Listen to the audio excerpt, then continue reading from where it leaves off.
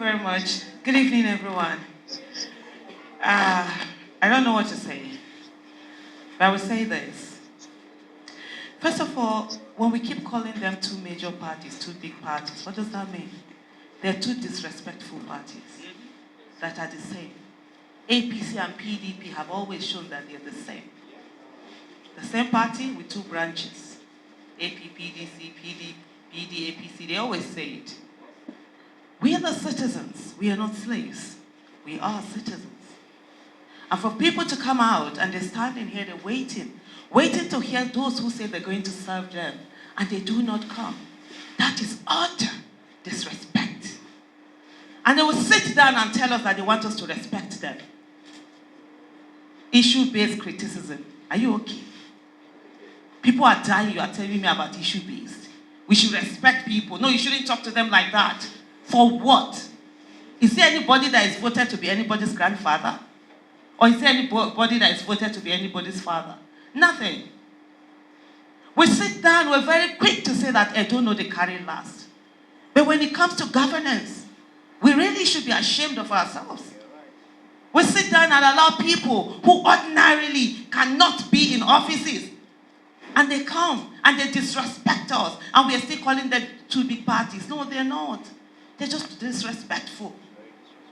Today, we are citizens. They are telling us that we are nothing. Because indeed, they feel that they can get it the way they want it, not the way that it should be done. I always say to people, the first place to protest is the polling unit. We all are affected by governance.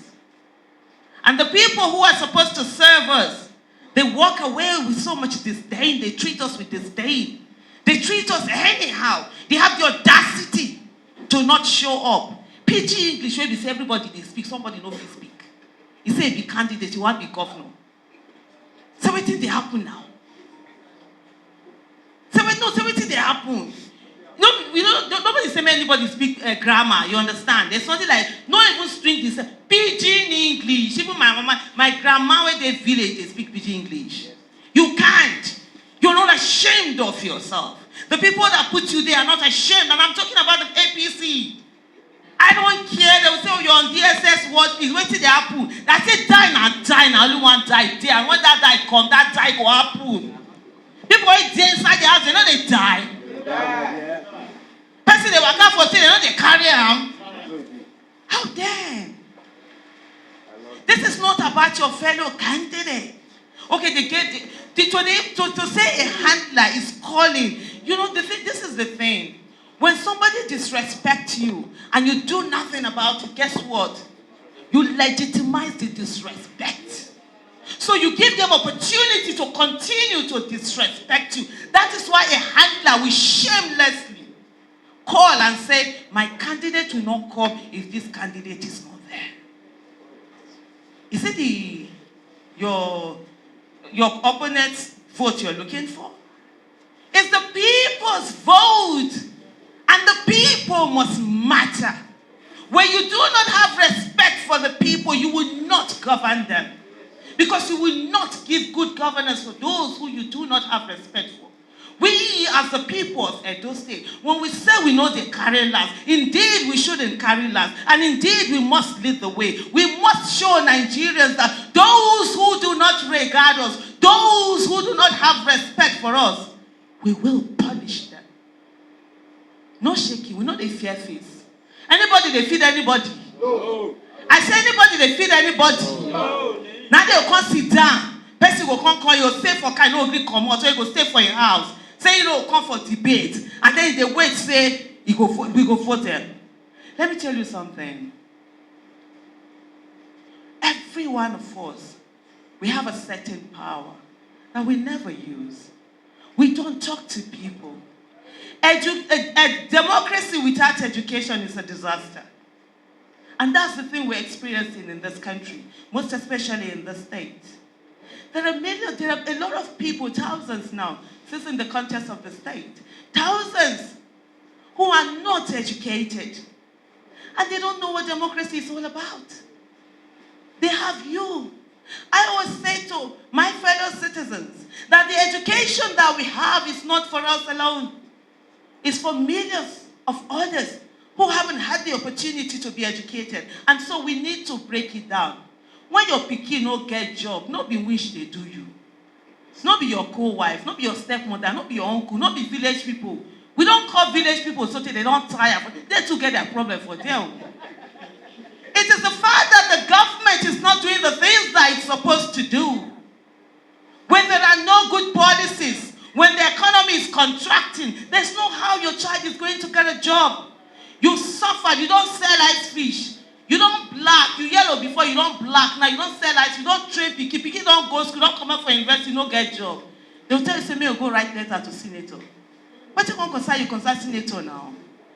No be job they look for. But you see, this is the thing.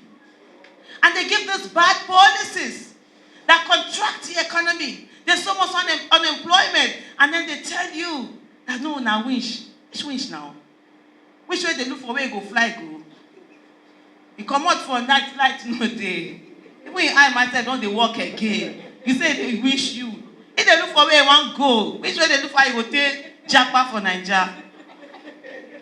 So this is the thing. I'm going to quickly round up. But you see that thing I was saying. We need to let people know the relationship between governance and their lives. We all also are the problem. We have continued to subsidize government's failure. We are the stopgap for bad governance. Oh, I beg, I know where at the hospital you will send money. Oh, my pikin never chop, you go send money. Oh, I never school, you go send money. What are you doing? You're subsidizing the government's failure. So we must begin to explain to each other. We must let people know that their thumbprint, it's very important. Their PVC is their placard. And they must go on to exercise that right. As I live here today, I'm going to say to every one of us, like Olumide Akpata had said, that 21st of September is actually Freedom Day. It is for every one of us to be free. We are tired of being slaves in our own country.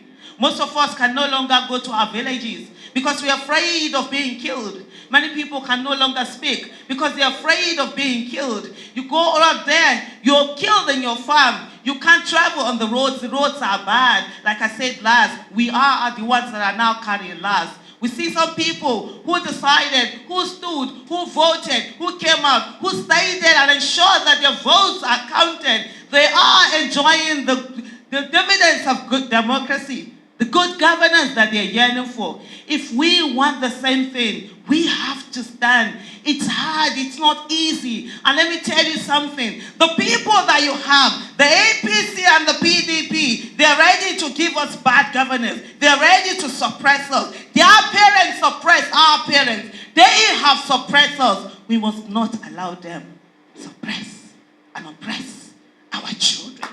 This Nigeria belongs to all of us, and we must get a country and a state. Edo State must lead the way for us to have a state where the child of nobody can become somebody without knowing anybody. And I leave you by saying, Edo will be okay. Thank you. Do you desire a quality media team? Or are you tired of not having memories from your events recorded?